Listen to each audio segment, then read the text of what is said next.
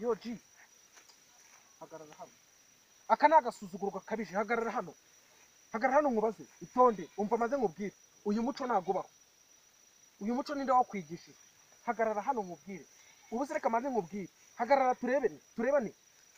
ko maze nkubaze ko ndeba wamfunganye umutwe twirirwanye utansuhuje ukanshe warakaye uyu muco harano bawi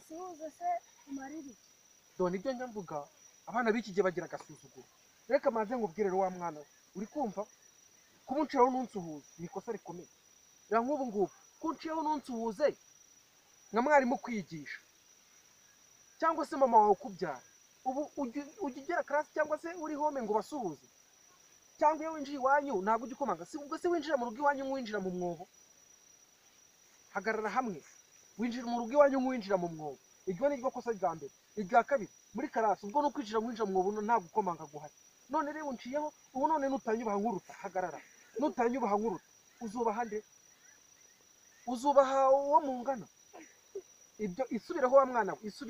isubireho reka nkureke nigendere ariko isubireho ayo makosa uyibagire utazongera wacyana uramutse ugira agasuzuguro nk'ako ubundi uwanjye nagukosora bibe nuza bibe n'agasopo utazongera ujye unyura ku bantu basuhuje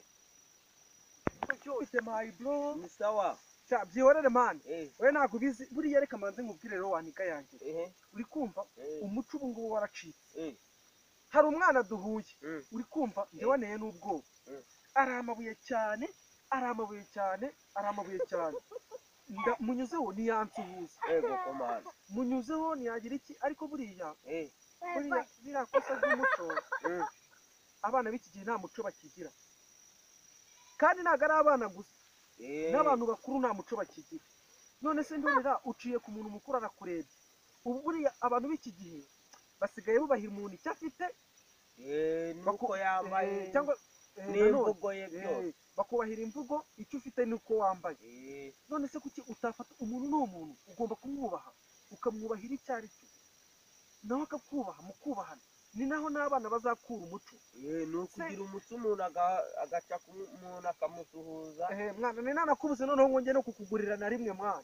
ni nakubuze ngo njye kukugurira kamwe kakandi gakura nyine abagabo mu bandi uri kumva narindi mu rugo ndimo ndigisha abana kandi nubwo uri kwigisha abana bawe nta muco ejo bundi twarajyanye tugiye kunywera ahantu urasinda ugurisha inkweto wazigurishije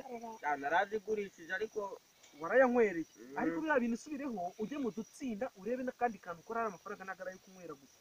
kandi ikindi cya kabiri gikurikiye wabonye ko mu kabari habamo disipurine iteye ubwoba dore disipurine ya mbere iri mu kabari udafite amafaranga ntabwo uba wagenda ngo amafaranga unywe ubwo nyine niba unyweye ugashirirwa taha urashiriwe nyine niba ugize gute urashiriwe taha wigomya kushurashura urukaruka taha ubwo nyine reka ngere hano hirya ubwo tuzongera tubonane